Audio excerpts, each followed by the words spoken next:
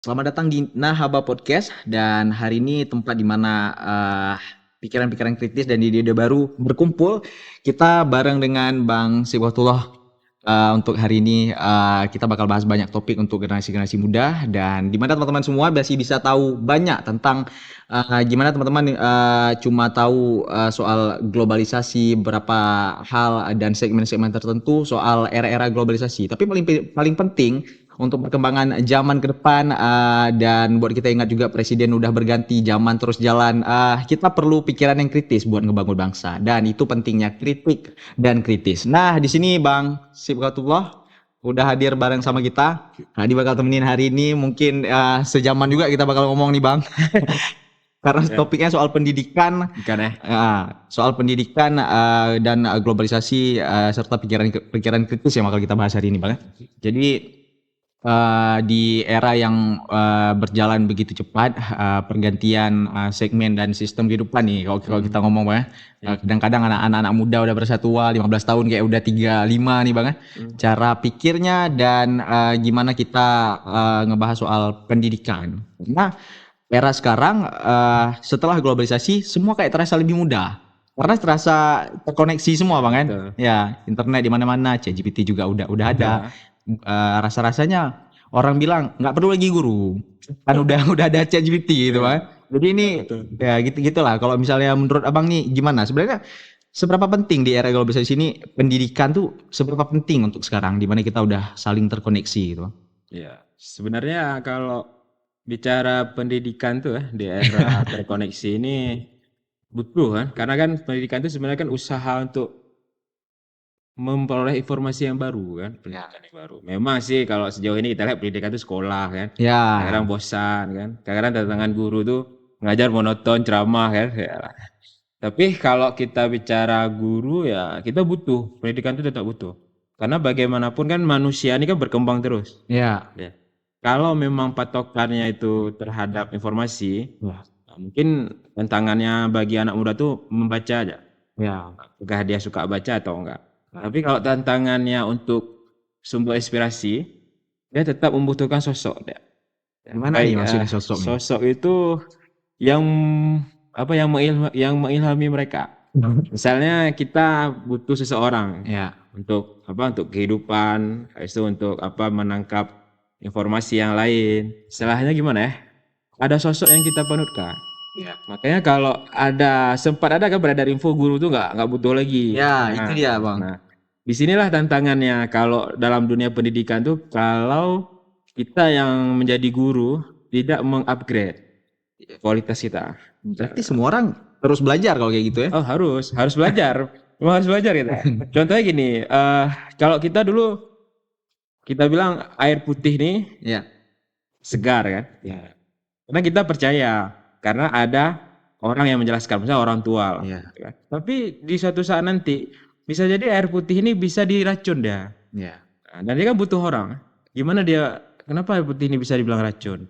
Supaya kita tahu Nah, gitu supaya kan? kita tahu rasanya gimana. Otomatis kan butuh butuh orang yang ahli di situ. Ya, Nah, kalau buat anak muda nih salah satu panutannya yang menjadi guru tuh nggak bisa dihapus ya.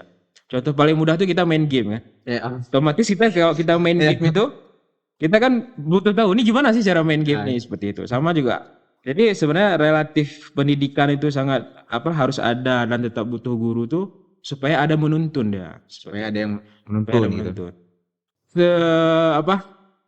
Sepintarnya teknologi itu yang diciptakan manusia juga kan. Ya, Apabila teknologi itu rusak, ya, dengan tanda cekap blank ya. ya, ChatGPT itu blank. please. Seperti itu, blank dia. Mungkin sekarang aja belum blank ya. Ya, belum nih. Belum belum blank dia. Kan kalau blank kan dia butuh orang ya. Ya, Orang untuk servis ya. Sama kita kayak HP kita juga. Ketika blank dah panas, ya kita butuh ya, orang teknisi. Kecuali kita banyak uang ya, kita ya, buang beli lagi. Seperti itu. Jadi kan kondisi manusia kan beda-beda nih kondisi ekonomi kan seperti itu. Jadi guru tuh memang tetap dibutuhkan. Nah, sekarang di kita nih yang menjadi generasi muda ini guru seperti apa yang dirindukan seperti itu. ya. Pendidikan itu kan usaha sebenarnya pendidik dengan mengajar tuh beda juga dia. Nah, seperti itu. Bedanya? Bedanya kalau mengajar kan cuma transfer ilmu dia. Tapi kalau pendidik tuh kita tuh melihat misalnya kayak nih contoh Hadi kan. Ya, Tadi kenapa hari ini pakai baju batik? Gitu ya. Ya. Kan diajarin nanti kalau jadi sumber kayak baju yang rapi kan, kayak baju batik. Pasti kan Hadi pernah lihat sosok yang mengajarkan itu kan. Ya. Kan nggak mungkin pakai baju kaos bola gitu kan, celana pendek. Kan beda seperti itu vibes-nya. Jadi kenapa tetap dibutuhkan tuh karena kita butuh sosok yang pendidik itu yang memang guru ini dia juga mengajarkan. Oh, nak ini tulisannya harus bagus seperti itu kan. Kan ChatGPT nggak diajarin gimana cara menulis dengan bagus kan. Ya. Seperti itu. Habis itu kita diajarkan ketika kita merasa down, depresi, jadi guru tuh harus hadir. Dari situlah fungsi wali kelas, Wali kelas. fungsi guru kelas kalau di SD kan. Kalau anak SMA tuh fungsi guru BK. Ya. Maka yang sebenarnya paling penting tuh di wali kelasnya guru itu. Ya, karena berarti wali kelas tuh perannya lebih ke pendidiknya tuh sebenarnya. Ya, lebih ke pendidik dan menggantikan orang tua. Nah, Ini mau nggak mau nih kalau yang sekolah negeri yang kan sekarang sekolah ada yang full day nih. ya. Pergi jam setengah 8, Ya, pulang jam 5, 16 jam 6. atau jam 5 lah gitu. Pulang mereka kan setengah umurnya sama guru kan, sama pendidik kan. Sisa Otomatis malam. Nah, orang tua nih pasti memilih lembaga pendidikan yang yang menginspirasi anak-anaknya seperti itu. Makanya kalau kita lihat tantangan generasi muda sekarang, inspirasinya itu harus masuk ke dalam ruang lingkup mereka, harus masuk ke klub hatinya gitu kan. Jadi pendidikan, guru seperti Ya. itu dia harus menyesuaikan dengan zamannya itu. Karena kalau dia terjauh-jauh juga jaraknya, saya jauh nih jaraknya itu, Gap apa nih? Gap umurnya nih? terjauh itu kan kalau guru ini nggak memahami peserta didik ya, Ya. itu menjadi bencana juga kan, seperti itu bisa rusak gitu kan. Ya, itulah. Maksudnya dari segi kesabarannya gitu. Gitu. Ya, ini kalau misalnya dari sisi kita yang mahasiswa sendiri kan ngelihat guru sebagai panutan, tapi kalau di rasa-rasanya tuh berfungsi dari 0 sampai 8 atau 14 kayaknya. Kalau udah 15 udah semenjak dibilang remaja, kayaknya udah di secara bayangan aja nih Bang, ya, kita udah jadi manusia yang udah bisa sendiri lah, Ya, apa-apa. bebas lah. Nah, ini dia nih kata-kata bebas nih, cara tafsirkan kata-kata bebas nih, guru bisa cari di mana aja apa gimana nih sebenarnya nih? Nah, kalau dalam udah namanya ada peace education. Teori peace education tuh memanusiakan pendidikan dengan damai. Seperti itu.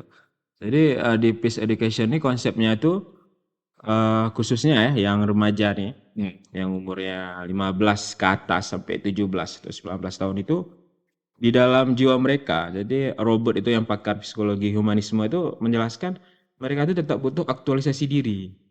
Nah, jadi di fase manusia ini kan ada aktualisasi diri. Itu tetap butuh sosok panutan.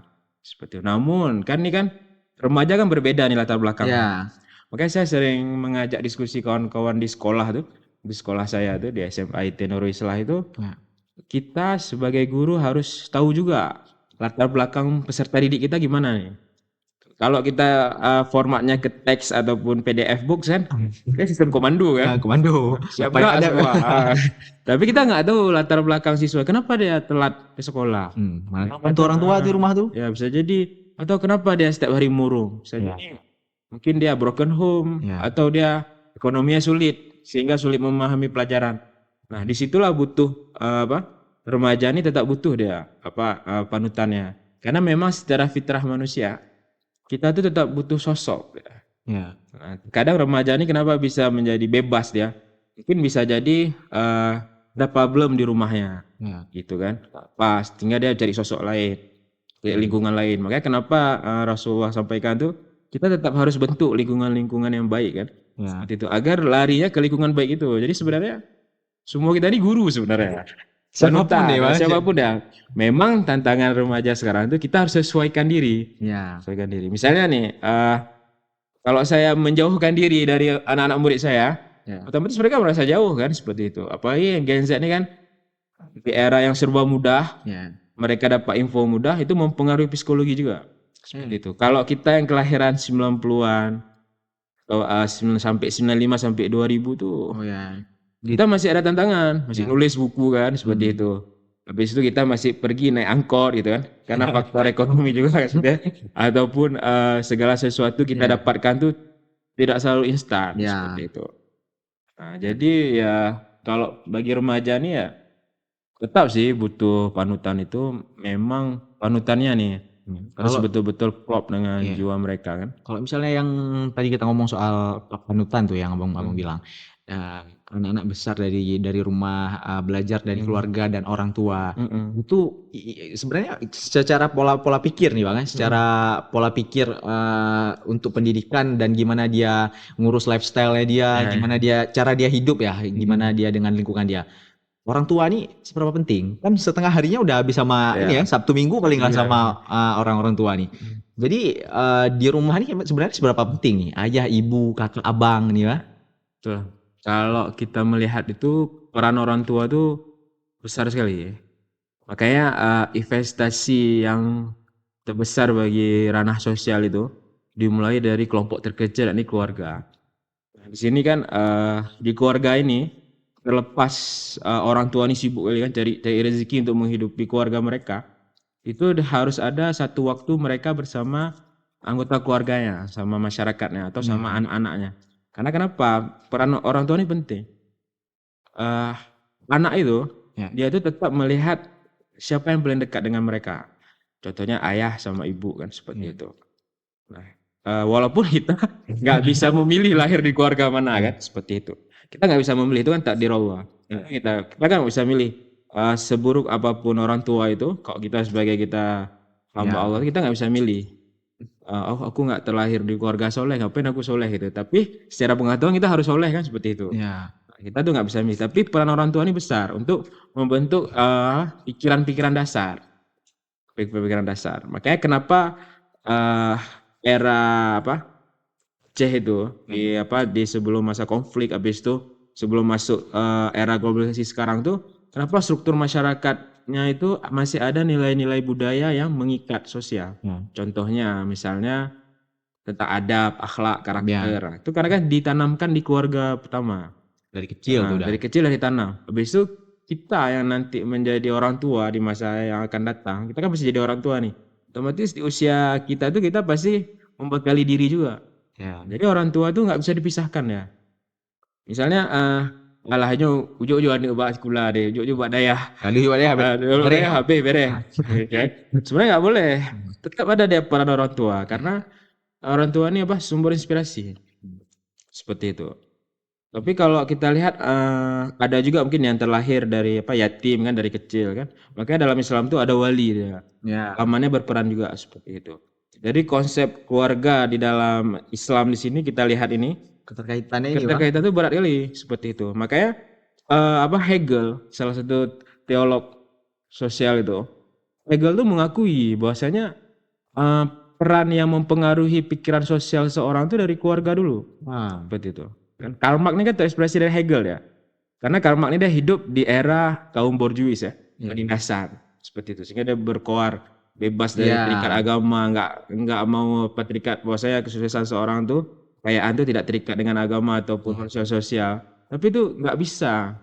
Karl Marx ini nggak belajar penuh dengan apa, dengan Hegel itu tadi iya, di teori humanisme. Jadi ketika kita lihat, ketika ada narasi memisahkan keluarga dengan individu, tuh nggak bisa. nah, Kalau dia ingin betul-betul membentuk, misalnya dia punya cita-cita iya. membentuk, generasi ke depan lebih baik, negara ini lebih baik, itu dia otomatis harus mulai dari keluarga dulu, dari diri dia sendiri dulu. Dia, "Oh aku nih kok jadi ayah nanti gimana ya?" Seperti Ya. itu. Kadang-kadang kan, memang kejadiannya kalau misalnya di anak-anak umur, Mhm, 18 sampai 20 nih Bang ya, mhm, dari 15 mungkin lah, 15 sampai 20-an, dia besar di sekolah bareng dengan teman-teman mhm, dan gurunya, apalagi teman-teman kita yang iya, dikasih ke sekolah boarding, kalau dia pulangnya bandel, ya karena teman-temannya. iya, Ya mungkin, sebenarnya mungkin ada efek karena boundaries-nya belum belum bagus nih sebelum dia berangkat ke pesantren, sebelum dia berangkat, jadi orang tuanya belum ini ya, belum belum kuat lah, gimana buat anaknya bisa ngejaga karakter atau gimana cara bergaul sama sama orang. Itu peran sebelum sebelum itu gunanya gede-gede juga gitu Bang, peran gede, di rumahnya ya. besar, peran rumah itu besar. Tapi kan ketika udah masuk usia 17 kita kan udah balik ya, Hmm. 17, 18, 19 itu udah balik. Kita udah tahu misalnya, dalam diri kita ini kan ada tapi kita ada hawa nafsu juga. Ya, manusia kan. Manusia, itu manusia. Makanya kalau dibilang hawa nafsu itu nggak bisa dikekang kebebasan, dipertanyakan kan. Apa beda sama kucing atau sama harimau. Jadi berperan. Jadi di sini setelah ditanamkan nilai-nilai kebaikan sama orang tua itu, pasti dia akan berpikir. Manusia ini kan berpikir ya. Seiring bertambah usia berpikir. Nah disitulah berpikir tuh butuh ilmu kan. Makanya diberikanlah apa guru ngaji. Kita kan masuk TPA dulu kan, kecil-kecil kan. Diajarin, esok malamnya kita belajar lagi dengan orang tua kita. Jadi betul penuh. Kenapa ada yang karakteristik buruk itu? Nah, kita mengambil garisnya itu apa namanya? Ada kan masa bermain dia, masa remaja, masa anak-anak. Dan nggak semuanya kan bersih kita nih. Soalnya nggak semuanya soleh semua. Nggak itu juga kan. Memang fitrah manusia tuh ada yang bandel, ada yang soleh kan. Nah, jadi maka disitulah peran keluarga tadi mengingatkan seperti itu. Makanya bahkan apa? Nabi Nuh aja nggak bisa apa mengkasih hidayah kepada anak beliau kan, kepada Kan'an tuh nggak bisa dikasih hidayah, tapi Nabi Nuh selalu mengajarkan seperti itu. Itu udah usaha kita. Nah jadi kalau ada teori bebaskan aja dia, kan bisa berperan mencari sendiri. Harusnya mandiri langsung gitu ya. Dia kan tetap disediakan kan wadahnya itu, sehingga ketika dia turun ke sosial dia itu bisa memahami, oh nyoget, oh kalau jajan harus bayar dulu, baru kita makan ya seperti itu. Atau kalau nggak bawa uang, jangan kita mencuri, telepon ayah kan gitu, diajarin. Atau pinjam uang sama kawan, nah, harus bayar. Jangan lupa nggak bayar, masih minta dia pula. Sekarang. Itu dia tadi kalau misalnya teman-teman masih nanyain ya buat kita-kita yang umur 18-an lah, 18, 20 nyampe ke 25 nih masih ikatannya masih lumayan kuat lah sama orang tua. Kayak kalau misalnya anak nih sepanjang masa sebenarnya ya, sepanjang usia lah ya. Makanya kita sebagai anak tuh pertama kita nggak bisa menghakimi orang tua kita. Kita nggak bisa memilih kan lahir di keluarga mana. Tapi kita dalam agama kita, agama Islam itu tetap wasahibhuma ma'rufah kan. Kita tetap harus bersahabat dengan orang tua kita. Bahkan Nabi Ibrahim aja ya, bukan kafir, bukan kufur lagi, dah kafir aja tetap menghormati ayahnya. Seperti itu kan. Tetap dibilang baik-baik seperti itu. Makanya orang tua, pendidikan tuh nggak bisa dipisahkan. Dua hal itu. Apalagi di era globalisasi saat ini ya. Tuntutannya itu lebih kuat seperti itu. Jadi kalau misalnya ini kayaknya kita bisa masuk ke kurikulum kali Bang ya, karena anak-anak muda soal memilih informasi di globalisasi sekarang ya, kayaknya info macam-macam bisa masuk, asal aja bisa kita baca nih Bang. Jadi ya kalau misalnya ngebahas soal sistem pendidikan di Indonesia yang berjenjang, kita punya TK, sebelumnya udah ada PAUD lagi nih Bang. PAUD, TK, SD udah 6 tahun, SMP-nya ada 3 tahun lagi, terus di SMA-nya juga 3 tahun lagi. Lumayan panjang buat masuk ke masa pendidikan yang agak bebas, yang kita kira di peran sebagai mahasiswa lah. Itu kan udah lebih lepas daripada kita zaman SMA, SMP, SD, apalagi PAUD nih, TK, PAUD ya. Jadi dengan sistem yang panjang gini, gimana menurut Abang nih secara kurikulum atau sistem belajar, apa nih sebenarnya ampuh ngelawan globalisasi, atau kita jalan asal ada sistemnya aja dulu, pakai aja dulu, atau gimana nih Bang? Ya sebenarnya kalau kita lihat di era globalisasi ini kan kurikulumnya sudah mendukung. Tinggal kita itu mengikuti dengan minat bakat kita sendiri. Contoh kita pilih kuliah kan. Kalau saya dulu pilih FKIP, keguruan. Atau kita pilih FISIP misalnya. Nah, seperti itu. Itu kan harus kita ikuti itu. Nah, bagaimana dampak kita sebagai mahasiswa? Nah, pertama kita yang mengintervensi kurikulumnya pemerintahan ya. Otomatis pemerintah ini udah ada pakar-pakarnya seperti itu. Nah, sekarang kembali ke diri kita. Kita mau selesaikan ya kuliah ini seperti itu ya. Kalau udah masuk fase mahasiswa kan di umur 19 itu kan kita udah bisa mencerna. Oh, ke depan nih kalau aku tidur aja, main game, mengikuti arus gitu kan, nggak terlibat dalam organisasi ataupun apapun itu, sehingga menghasilkan ya seperti itu juga, seperti itu. Makanya kita sebagai mahasiswa nih, ketika ada perubahan kurikulum itu, pertama kita langsung gercep, cepat tangkap. Kayak kami itu, ketika masa 2015 itu kan, udah ada model KKN terintegrasi. Jadi KKN sama PPL barengan. Nah, seperti itu. Kan kita mau demo gimana pun tetap udah ini kan. Regulasinya Seperti ini itu. nih. Regulasinya seperti itu. Ya kita menyesuaikan sebagai mahasiswa tuh harus gercep. Ya. Apa istilahnya jangan berada di zona nyaman Ya. seperti itu kan. Dan pengalaman saya ketika itu biasanya KKN itu sebulan Ya. dan PPL itu sampai 1 semester. Nah, sebenarnya ketika diuji coba di masa kami itu ya kita menikmati aja, menerima aja seperti itu. Alhamdulillah KKN-nya 2 bulan, PPL-nya 2 bulan juga kan. Seperti itu. Ketika itu kan memang diuji coba Ya. sama USK tuh ketika itu. Diuji coba ketika itu Prof Hasan ya sebagai wakil dekan satu tuh sampaikan, mungkin kalian agak lama di KKN. Tapi di PPL-nya juga 2 bulan. Di situ udah ada magang seperti itu kan. Nah, akhirnya alhamdulillah di masa percobaan tuh yang kawan-kawan yang mau milih ini, Ya. gitu. Kalau saya kan dipilih itu, masih wah harus ikut nih dari sejarah ya, oke. Oh siap Pak, dipanggil sama ketua prodi. Oke, kita ikuti, kita pelajari. Nah, dan kita tuh sebenarnya harus siap dengan 100%. Karena apa? Ambisi kita kan siap sarjana, aku dapat kerja, ya, Ya. ataupun aku lanjutkan lagi pendidikan itu kan harus dari semester 1 kita sadar tuh.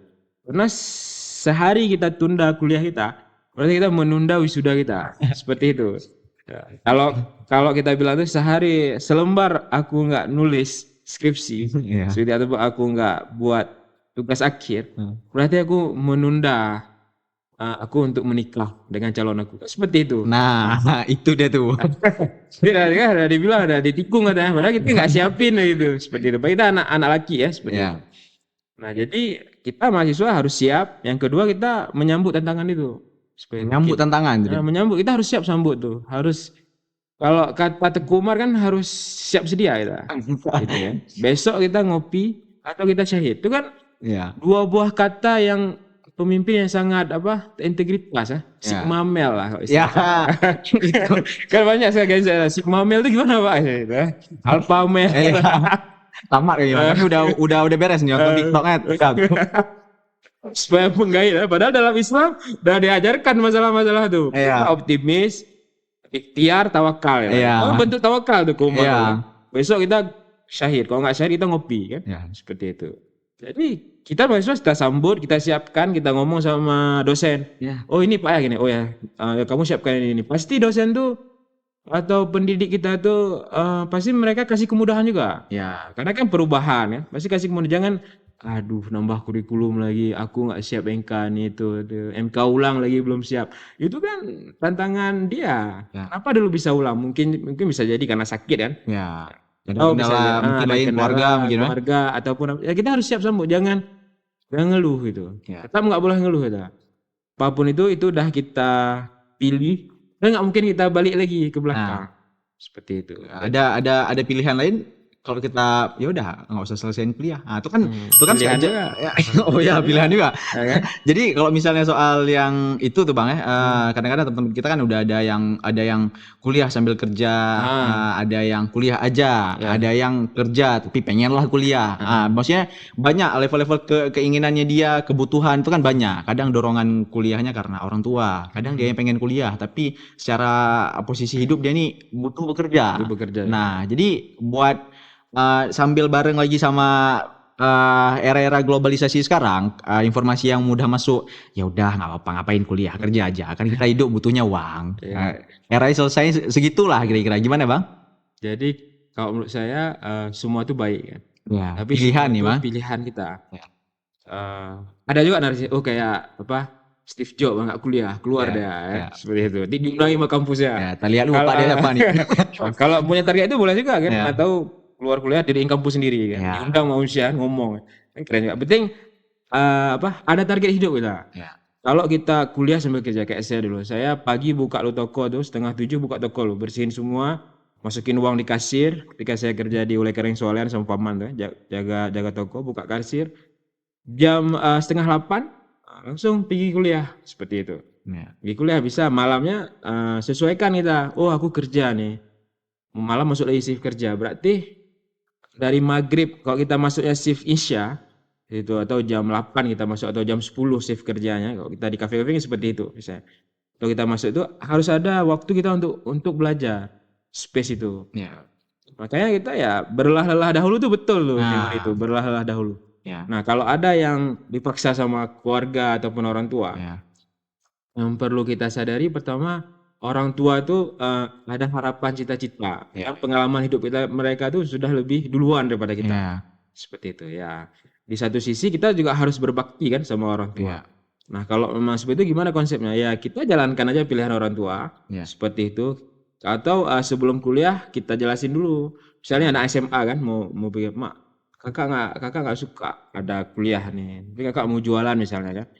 Nah, itu ya kita diskusi sama orang tua kita. Kita nggak boleh bantah. Akhirnya ketemu jalan tengah nih, Bang. Atau cuma di tengah ya udahlah, modal dari ayah tapi kamu tetap kuliah kan lebih enak iya. Daripada kita kerja sama orang. Yang penting kita komunikasi dulu, Ngomong dulu lobby nih, lah, ya. lobby sana kan, seperti itu. Ya, Komunikasi dulu sama orang tua yang bagus gimana. Dan juga kalau kondisinya harus bekerja, harus bekerja. Dunia ini nggak butuh lagi pendidikan ya itu apa? Kan ada tuh bahasa-bahasa seperti itu. It's okay, Iya. ini nggak apa-apa. Tapi kan di era sekarang, era kertas sekarang ya, semua itu butuh legalisasi. Iya, Oke lah kita nggak mau sekolah, misalnya kan, saya kayak kawan-kawan kita yang ambil SMK. ya, Otomatis kan mereka kita ambil ijazah dulu deh SMK. Iya. Habis itu mereka kan harus magang juga. ya, Apa magang di bengkel kok motor, magang di bengkel motor kan seperti itu. Atau mereka ambil BLK lagi gitu kan. Ya. Ambil bimbingan lagi seperti itu kan tetap belajar juga. Nah, yang perlu kita tegaskan bahwasanya kita nggak bisa menghapus pendidikan di era globalisasi itu nggak bisa kita hapus. Dan tetap ada aturan-aturan yang jelas dan juga ada nilai-nilai edukasi di situ. ya. Praktek, selak gitu kan. Teknologi dan lain-lainnya berkembang karena manusianya tadi, Bang, ya. Karena manusia berpikir seperti itu. Sebenarnya di era globalisasi ini kan semua ada di sini. Tapi apa yang ada di sini itu apa? Filter diri kita. Ya. Ya. Filter diri kita dan itu Rasa. rasa kita tuh, jiwa kita tuh yang nggak bisa globalisasi. Ya, itu memang ada bedanya itu, Bang. Ya, kita tetap harus bisa. Contoh misalnya nih. Contohnya di era globalisasi ini kita bisa pinjol. Pinjol tuh kalau kita nggak berkarakter, bisa dibunuh kita sama ya. orang pinjol. Kita nggak bayar-bayar. Sehingga kita merembes ke keluarga. Ya. Bisa ada judi online situ kan, seperti itu. Yang sadar nggak sadar efeknya kerasa sebenarnya. Kerasa ke sosial kita. Nah, makanya diri kita yang filter itu. Seperti itu. Jadi kalau ada kawan-kawan yang kuliah sambil kerja ataupun kerja sambil kuliah, Ya. kepengen kuliah lagi tapi cari uang, penting bayar SPP, semua itu ada nilai perjuangannya. Seperti itu. Yang penting di mana sisi semangatnya dia. Biasanya kalau apalagi kalau laki, Bang, ya. Laki, cewek nih. Cewek kan terkenal gimana dianya tekun ya biasanya. Kalau mau harus jadi nih. Nah, jadi kan semangatnya gitu kan. Kita kan semangat ya dari individu masing-masing lah. Gimana kalau misalnya ya kerja, kalau kerja sambil kuliah memang capek. Tapi kalau memang harus dan dia pengen ya dilakuin biasa gitu, Bang. Terus kalau misalnya kita di zaman-zaman sekarang di mana informasi bisa masuk semua nih, kita ngebahas lagi soal cara pikir mahasiswa atau siswa yang harusnya harapan kitanya nih harus lebih kritis. Kritis nih maksudnya gimana? Kritik atau gimana Bang ya? Pikiran jangka panjang atau gimana sebenarnya? Sebenarnya berpikir kritis itu kan berpikir radikal. Sebenarnya dia tuh harus mampu membedakan mana yang baik, mana yang buruk sebenarnya. Dan itu juga dia poinnya. itu poinnya. Membedakan mana yang baik, mana yang buruk. Seperti itu. Kalau contohnya itu kita bisa bedakan, oh nih nyontek. Nyontek dulu kita nggak boleh kan? Ya. Buruk tuh kan. Tapi gurunya nggak ada. Gimana nih? Kalau sekarang kan ada ChatGPT pakai AI. Ya. Buat kuliah pakai AI itu kan, seperti itu. Kita bisa bedakan, oh kalau aku dari masih kuliah aja aku pakai AI, nanti pas aku jadi dokter gimana? AI. Itu aja lagi. Seperti itu. Ataupun kan tetap harus ada filter itu. Seperti itu. Nah, akhirnya kita tuh harus mampu merekam mana baik, mana yang buruk. Dan kita dalam berpikir kritis tuh ketika kita menjadi seseorang yang menambah wawasannya, itu kita kalau dalam Islam kan diajarkan tata krama, berkritis dengan cara yang baik seperti itu kan. Bahkan terhadap orang-orang yang beda agama pun kita dengan cara yang baik, bil ma'rufah seperti itu kan. Jadi tetap dengan cara yang baik. Namun di sisi lain yang harus kita sadari, ketika kita berada di era pemerintahan, atau kita misalnya Hadi ini jadi gubernur ya, jadi wali kota Banda Aceh lah, seperti itu. mengeluarkan aturan, ya Ya. otomatis harus siap dikritik seperti itu. Ya. Nah, harus siap dikritis karena kenapa? Untuk kebaikan. Nah, kan di era sekarang yang kita lihat itu kan ada orang yang belum siap dengan era itu. Padahal di era demokrasi ini kan semua orang bisa ngomong seperti itu ya, Ya. bisa mengkritisi. Nah, lebih baiknya setelah kita kritisi kita kasih masukan juga seperti itu. Nah, tapi di era sekarang ini, di era globalisasi ini itu ditentukan oleh wawasan kita. Maka sebelum kita jadi pemimpin, kita tuh harus banyak belajar, minimal kita banyak membaca buku sehingga ketika ada kawan-kawan yang kritisi kita tuh menanggapi itu seperti apa? Ya. Apakah kita menanggapinya seperti Mussolini, gitu kan? Ya. Atau kita menanggapinya seperti B.J. Habibie, Ya. seperti itu kan? Atau kita menanggapinya seperti Hitler? Oke. Jadi semua tuh ada pilihan masing-masing. Ya. Seperti itu. Jadi ketika kita mendefinisikan berpikir kritis itu mampu membedakan mana yang baik dan mana yang buruk seperti itu. Dan kita memberikan informasi yang lain yang lebih kepada kawan kita seperti itu atau kepada kerabat kita. Misalnya kita nih dengan Hadi sih kita bilang, oh kayaknya Hadi ini harus ambil jurusan ilmu komunikasi lagi di UI. Itu kan berpikir kritis kita. Kita kasih informasi ke kawan kita. Seperti itu. Ataupun kita bisa bedakan nanti ketika di UI jangan sibuk organisasi kali ya, seperti itu. 60%-nya aktif di akademik lu, 40%-nya sama komunitas-komunitas, seperti itu. Dan kita nggak bisa juga bilang fokus kuliah aja, kuliah aja, kelas aja terus tuh. Nggak bisa juga kita bilang, karena kenapa? Kita butuh sosial berinteraksi, tapi kita nggak bisa salahkan juga. Kalau kita sebagai aktivis kita nggak siap buat tugas kuliah, seperti itu. Kan kita sebenarnya aktivis tuh kan orang yang bisa bagi waktu kan, seperti itu.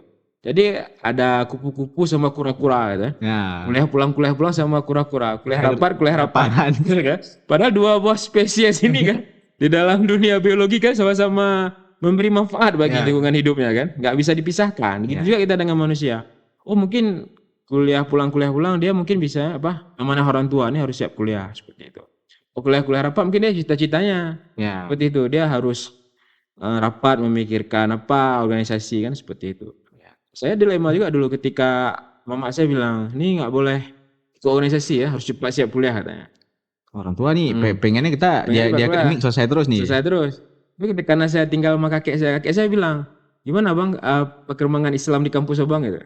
Nah nggak ditanya sosial nih. Sosial kan otomatis kita, ini kok bertentangan, kita kombinasikan aja. Kita buat tugas, kalau pengalaman saya dulu saya tuh pilih kawan yang kan ada kayak yang suka pustaka tuh. Terus saya ikut tuh. Nanti ajak aku pustaka. Oh boleh sih.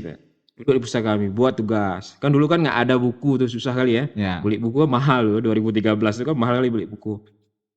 Jadi kami buat tugas bareng. Itu kalau sama kawan-kawan yang suka sosial diajak sih main futsal. Yuk gas. Gitu. Tapi aku malah masuk kerja nih gimana? Kita main sore seperti itu ya.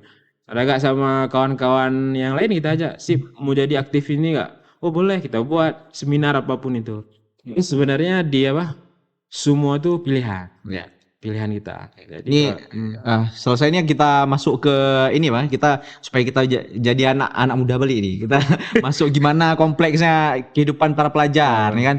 Yang sebelumnya juga teman-teman kita kadang jauh dari orang tua, kadang luar pulau belajarnya ke sini datangnya lah. Hijrah hijrah. Dia pulangnya harus ada apa nih? Harus sudah jadi apa? Punya gelar atau apalah setidaknya membahagiakan orang tuah.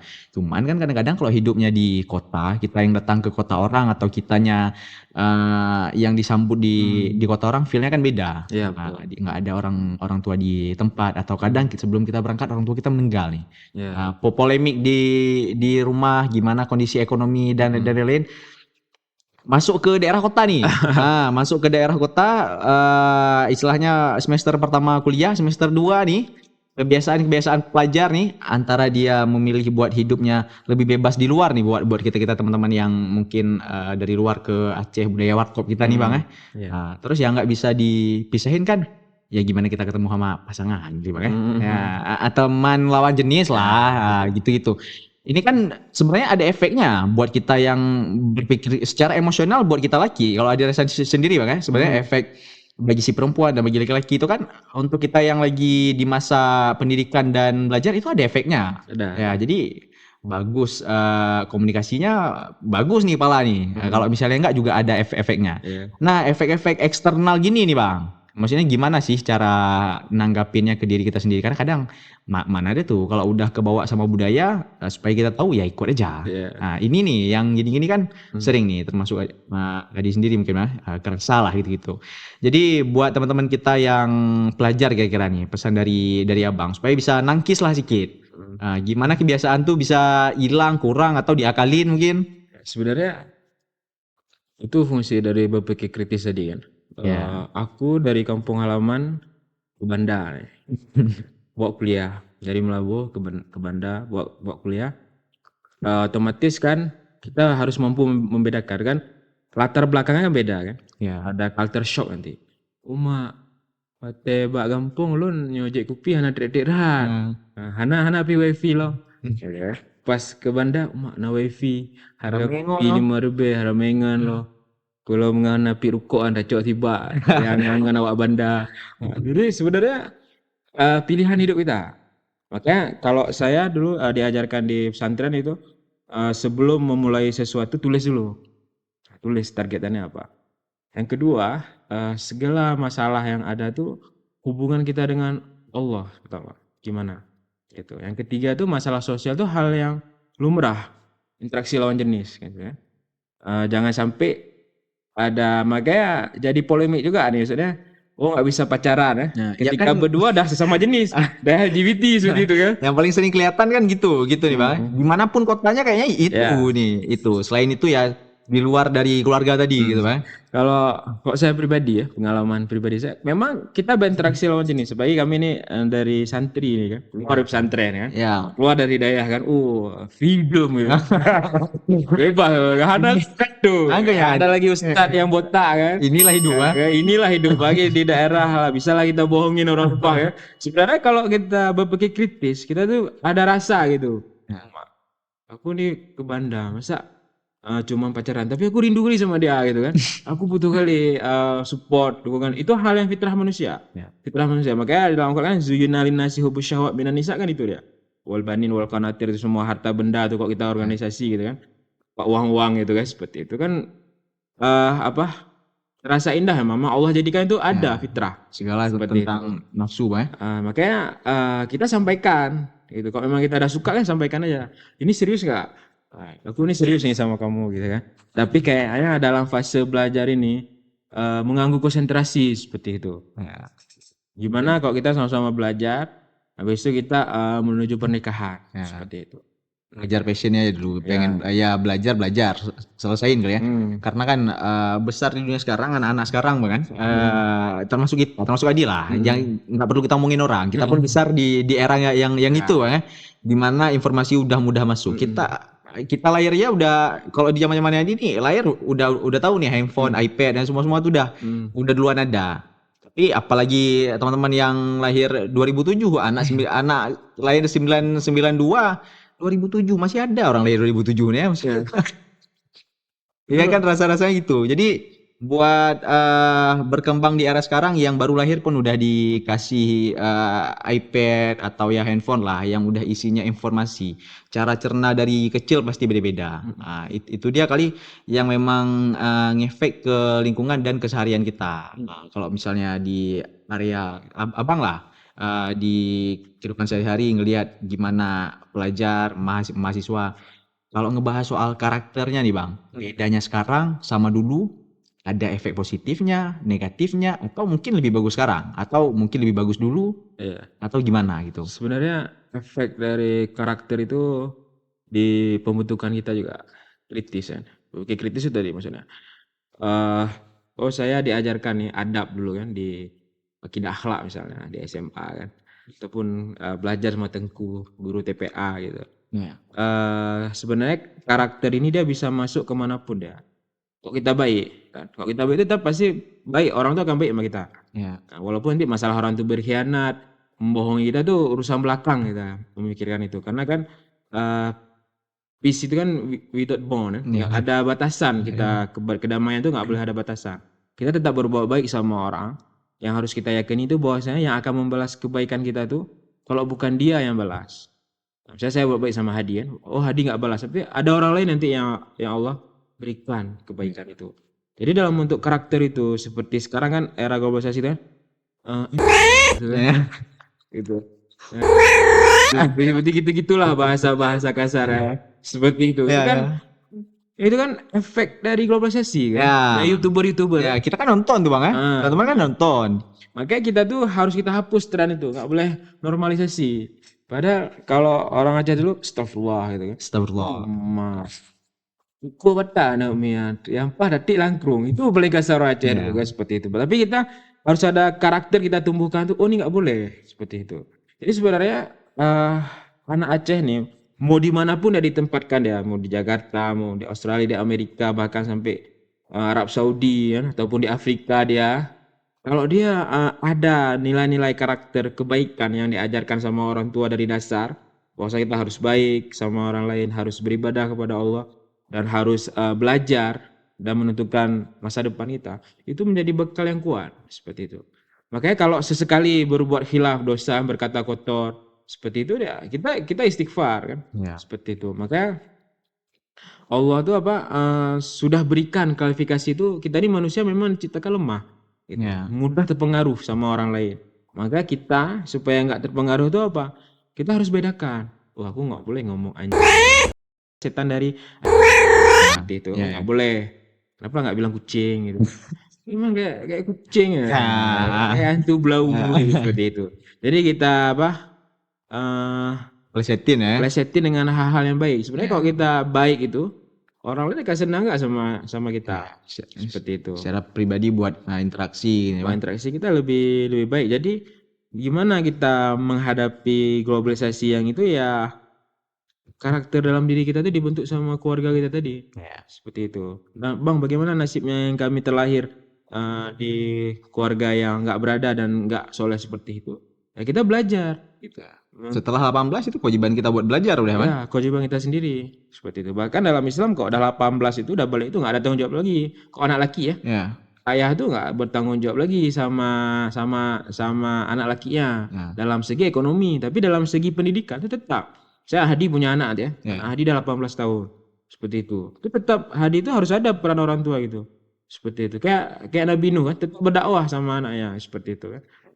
Jadi masalah hidayah itu urusan belakang. Ya. Itu urusan Allah. Ya. Tapi effort kita dalam menyuarakan kebaikan itu tetap ada. Selalu harus ya. Harus tuh. Makanya kita pelajar ya itu, mahasiswa harus ada effort untuk membicarakan kebaikan tuh. Masa kita di himpunan kita ngomongnya kotor-kotor kayak gini seperti Ya. itu. Itu terus tetap ada tuh. Himpunan apa ini? Himpunan apa ini? Apakah himpunan Wikipedia baru seperti itu ya? Semua kata pada muncul sih Semua dia. kata muncul. Habis itu kita jangan merasa gua tuh nggak gaul kalau gua nggak ada ngomong kotor gitu. Ya. Sebenarnya gaul itu kan mampu bergaul ya, sebagai kata gaul. Gua anak gaul nih. Lifestyle jadi freestyle malah kan. Nah, ya jangan freestyle juga kan. Jadi tetap kita bagaimanapun pakaian kita, seperti itu gaya kita, Ya. kita tetap harus bertutur kata dengan sopan dan orang tuh senang. Ya. Kenapa sekarang ada karakter seperti itu? Karena kan mendominasi dia. Makanya kehidupan ini kan yang Allah ciptakan tuh kan kebaikan dan keburukan. Allah tuh melihat kita ini dalam keburukan atau dalam kebaikan. Ya, liyabluwakum ayyukum ahsanu amala. Yang paling baik. Ya. Siapa yang paling effort dan paling bagus? Orang-orang yang banyak nyontek atau anak yang betul-betul belajar? Iya. Seperti itu. Oh Bang, di era sekarang ini pada yang tidak adil tuh ya. Kita berpikir kritis. Intinya tuh apa? Jangan putus asa. Ya. Jangan putus asa sama harapan kita. Dan jangan putus asa sama kebaikan-kebaikan yang harus tetap terjalani. Ya. Bagi kita yang anak rantau, kita tetap fokus sama target kita. Oh, aku siap sarjana, aku cari beasiswa. Oh, aku harus belajar bahasa asing nih. Kan di era globalisasi sekarang kan enak tuh, belajar di YouTube bisa. Oh, aku harus lewat CPNS nih tahun ini. Gimana caranya? Kita buka YouTube kan, duduk di warkop buka YouTube, belajar. Oh, supaya enak belajarnya penuh, aku harus cepat tidur nih, nggak boleh begadang. Nah, supaya sholat subuh pun ada kan, seperti itu. Supaya ibadah-ibadah pun jalan, seperti itu. Agar berkah gitu ya, istilahnya berkah lah. Ya. Oke Bang, terakhir ini singkat aja dari Abang buat teman-teman pelajar kita ya, teman-teman yang dari SMA sebagai yang sekarang udah di kuliah jadi mahasiswa juga, bagi teman-teman kita yang udah di semester akhirnya juga. Ini terakhir dari Abang supaya bisa diingat semua nih. Apa yang paling mudah buat dicerna gitu ya, supaya buat memotivasi diri lah supaya kita tuh sadar bahwa pendidikan tuh bukan cuma di ruang kelas. Nah, setiap hari yang kita lakuin ada hal-hal baru, ada yang beda. Itu namanya pendidikan juga, Bang, ya? Pendidikan. Belajar juga ya. Ya, sebenarnya dalam hal kita sebagai mahasiswa itu pertama kita tentukan tujuan hidup kita. Setelah kita tentukan tujuan hidup kita, yang kedua kita istiqomah mengajar mimpi itu. Yang ketiga kita nggak boleh putus asa. Nah, kita tetap ikhtiar dengan semampu kita. Apabila hasilnya tidak sesuai dengan kita harapkan, mungkin Allah memberikan yang terbaik seperti itu. Mungkin harapan kita seperti ini. Ternyata Allah ada harapan lebih besar lagi. Nah, sehingga kita jangan mengkecilkan harapan Allah SWT. Karena di situ ada nilai-nilai beribu kebaikan yang terbaik buat kita. Bisa jadi dengan pilihan kita itu kita buruk ujungnya, tapi dengan jadi pilihan Allah itu kita menjadi lebih baik di masa akan datang. Dan juga jangan meninggalkan nilai-nilai kebaikan, bahwasanya definisi gaul itu ialah dia yang bisa bergaul dengan siapapun. Kita nggak boleh menjadi orang yang eksklusif, kita harus inklusif, berbaur dengan semua orang, namun kita bisa mewarnai. Kalau kita merasa diri lebih baik dan tersendiri terus, maka ada kawan-kawan kita yang ingatin kita seperti itu. Iya. Ya, itu dia terakhir dari Bang Sifwatullah Ar-Rasyid. Terima kasih udah hadir bareng sama kita sekarang, Mas. Semoga bukan hari ini aja, kita juga bisa main Bisa. kapan lagi, Bang. Bisa main ludo ya. Di luar juga kita masih bisa jumpa lagi, Bang. Bisa. Ya, nggak harus di depan kamera, karena sebenarnya kalau misalnya di luar siapa aja kita ketemu orangnya, hari-hari yang baru ketemu orang baru, itu juga guru yang baru ya. Guru yang baru. Dari setiap orang harusnya kita dapat sesuatu yang baik gitu ya. Dari pencuri aja kita pencuri, Bang. Kalau orang yang ngomong ya, dari pencuri, dia mencuri buat dapetin susu untuk anaknya. Kalau kita nggak nilai dari sisi jeleknya, dia berusaha buat anak gitu ya. Cuma caranya salah. Caranya salah. Nggak effort ya. Tidur ya. Ya. Itu dia hari ini kita udah bahas tentang pendidikan dan gimana gumamnya era globalisasi. Itu dia buat kita pendidik dan pelajar. Semoga ada pelajaran yang bisa kita take dari pembicaraan hari ini, dan kita jumpa lagi di episode selanjutnya. 1000 harapan tidak lebih baik daripada 1 tindakan. Terima kasih. Assalamualaikum warahmatullahi wabarakatuh.